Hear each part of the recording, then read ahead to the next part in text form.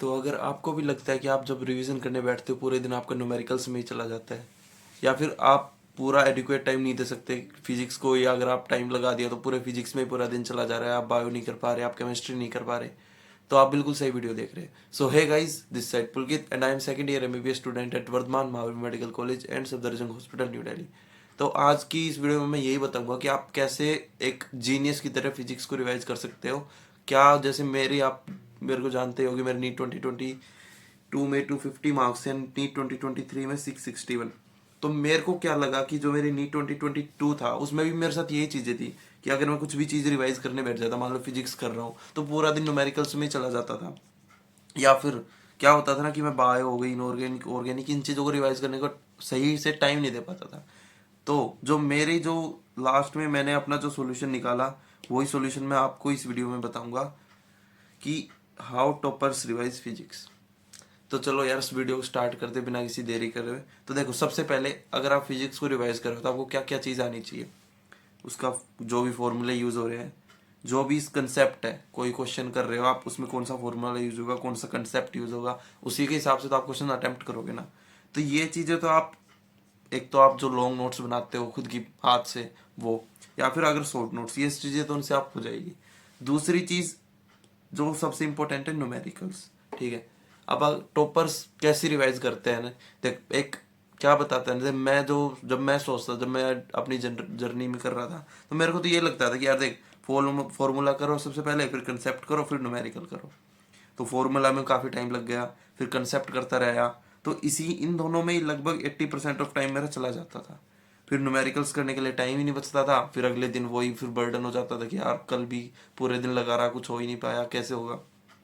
तो बस मैं इसी वीडियो में वही सही तरीका बताऊंगा कैसे आप एक एक चीज़ को सहीली अरेंज करके चलो ताकि आपका सब कुछ मेंटेन रहे। ठीक है, तीसरी चीज़ जो न्यूमेरिकल्स पे है वो PYQ कर सकते हैं और मॉड्यूल। ये मॉड्यूल पे मैंने क्रॉस क्यों कर रखा और स्टार क्यों लगा रखी, ये भी बताता हूँ। बच्चे क्या सोचते हैं ना कि मॉड्यूल नहीं करेंगे तो सिलेक्शन नहीं होगा। चलो इसका आंसर मैं सारा लास्ट में भी दूंगा, जो जो कॉमन डाउट्स जो बच्चों के हैं उनके सबके मिला के आंसर मैं लास्ट में भी दूंगा। बाकी जो ये इधर माइनस भी क्रॉस इसलिए लगा रखा है कि अगर आपने अब तक मॉड्यूल स्टार्ट नहीं किया है तो उनको आप ना ही छेड़े तो बेटर रहेगा। इसका रीज़न मैं आपको लास्ट में बताऊंगा। तो नेक्स्ट बात पढ़ते हैं कि रिवाइज करना कैसे है, हाउ टू रिवाइज।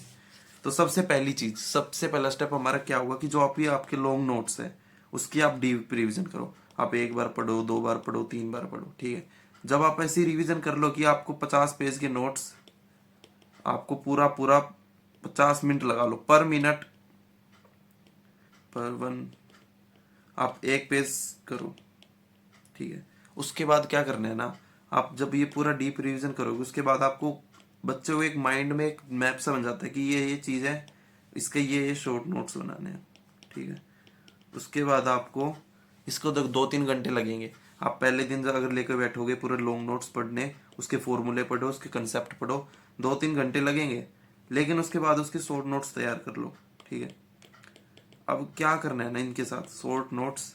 अब शॉर्ट नोट्स में आपकी क्या क्या चीज़ इंक्लूड हो गई, आपके जो जो इंपॉर्टेंट फॉर्मूला है। ठीक है, जो जो आपको ट्रिक्स है, जो आपकी ट्रिक्स से याद करते हो, ट्रिक्स से, या फिर जो जो चीज़ें आप भूल जाते हो। तीसरी चीज़ है रेड सेक्शन। रेड सेक्शन क्या है, इसमें आप वो चीज़ें डालेंगे जो आप भूल जाते हो बार बार। ठीक है, आपको रेड सेक्शन में क्या डालना है, जो चीज़ें आप बार बार आप पढ़ रहे हो। ठीक है, उसके बाद आपने टेस्ट दिया, आपने देखा ये तो मैंने पढ़ रखा था, मेरा गलत हो गया, आप वो चीज़ें डालो रेड सेक्शन में कि वो तो मोस्ट इंपॉर्टेंट है। वो तो आपको हर डेली मतलब 1357 रूल के हिसाब से पढ़नी है रेड सेक्शन में। ये मैं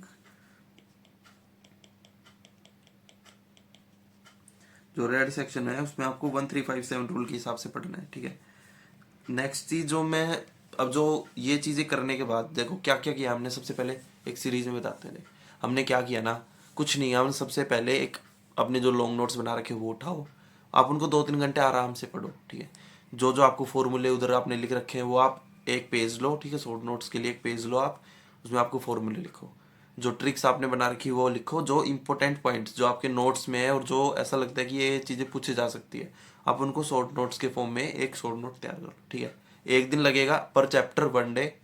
1 डे में भी पूरा सिर्फ 2-3 घंटे, 2-3 घंटे लगाने हैं आपको एक चैप्टर के, उसके शॉर्ट नोट्स तैयार हो गए।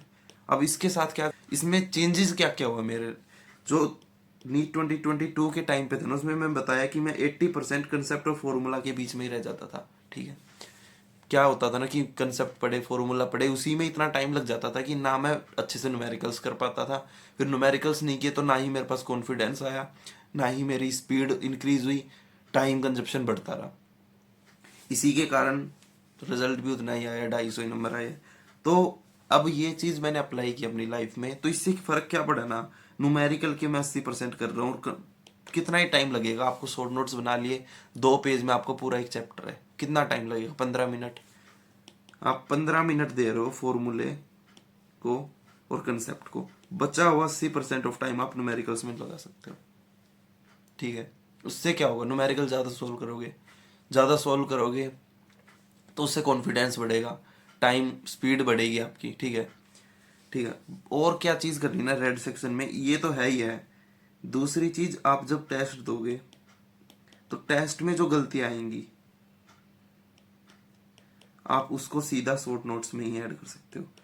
कई बच्चे क्या होते हैं, मिस्टेक नोटबुक बनाते हैं, वो भी तरीका ठीक है, लेकिन आप इसमें भी ऐड कर सकते हो। आपके फिजिक्स में आज अगर आपके 70 नंबर आ रहे हैं, जो जो गलतियां करोगे आप एक एक करके फिल्टर होती रहेंगी, तो आपके 150 क्यों नहीं आएंगे। क्या हमने नीट करना क्या है, गलतियां सुधारो।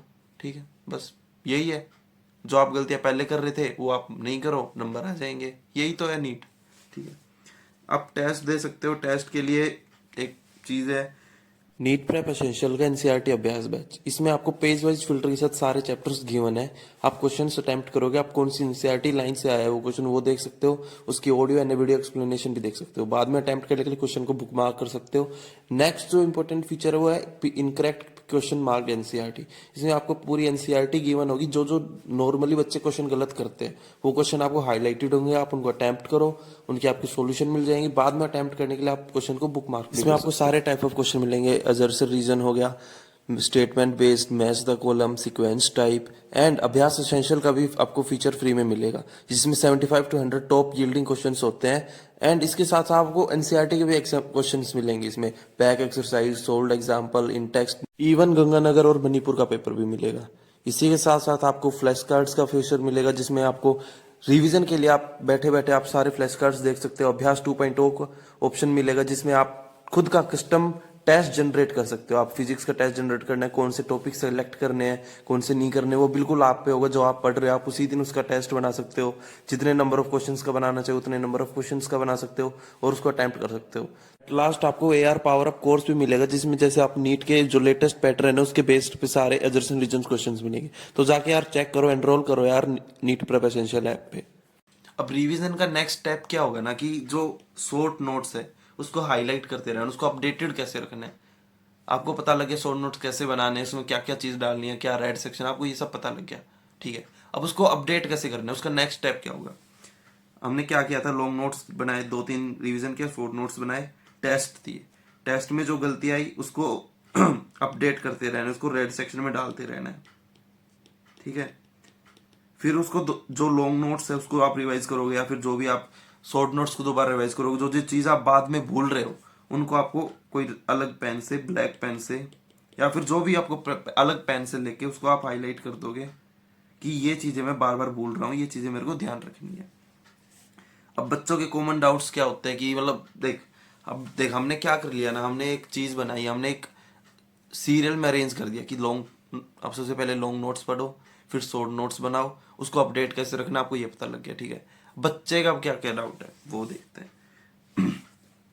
एक चीज जो मैंने भी सोची भी थी, ठीक है, जो मैं अपनी प्रिपरेशन कर रहा था, मैं औरों की नहीं कर रहा, मैं खुद भी सोचता कि जब मैंने 2022 में स्टार्ट किया था ना, कि मतलब सबसे पहले फिजिक्स का थोड़ा तैयारी जब नीट के बेसिस पे मैंने ट्राई किया था, तो उसमें क्या होता था, मैं कि ये सोच रहा था कि यार क्या रिवीजन करनी है तो कैसे देख, कंसेप्ट फॉर्मूले पढ़ लिए, मैं न्यूमेरिकल्स कैसे लगाऊं, क्या मैं सारे क्वेश्चन करूं, यही आएगा दिमाग में कि यार जो जो क्वेश्चन मैं, अब देख क्या तो मैं PYQ कर सकता हूँ। ठीक है, और क्या क्या ऑप्शन है, क्या मैं मॉड्यूल लगा सकता हूँ, या फिर जो क्वेश्चन मैं पहले कर चुका हूँ उन्हीं को मैं बार बार करूँ, अगेन एंड अगेन।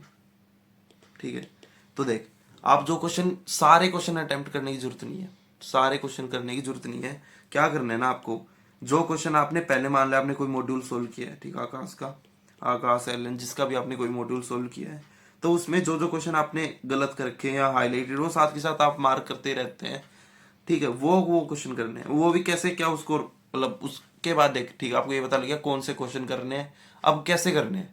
अब देख क्या था, मैं क्या सोच रहा था कि जो मैंने पहले किया था, मैंने तो यही किया था कि सबको एक पेन पेपर उठाया, पहले दिन लगा 20-30 क्वेश्चन हुए थे शायद। मैंने किया था कौन, हाँ, रोटेशनल मोशन के क्वेश्चन स्टार्ट किए थे मैंने, तो 30 में से 10-15 कुछ ठीक हुए थे और 4-5 घंटे लग गए मेरे। तो उस दिन ऐसे डिमोटिवेशन आया कि यार ऐसे तो कैसे ही रिवीजन करूंगा मैं, 5-5 घंटे में 30 क्वेश्चन कर रहा हूँ। तो उसके लिए क्या करना है ना, आपको सारे question rough pen paper mode के फॉर्म में नहीं करने।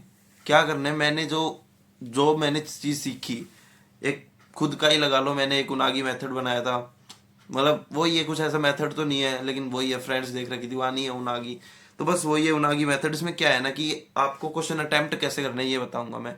इसमें देख, आप कोई भी क्वेश्चन है आपके पास, वो आपको दिमाग में सोल्व करना है। कैसे, देख, आप मान ले F equal to M A, simple, बिल्कुल सिंपल लेके चले, F equal to M A पे क्वेश्चन आ रखा है, ठीक है।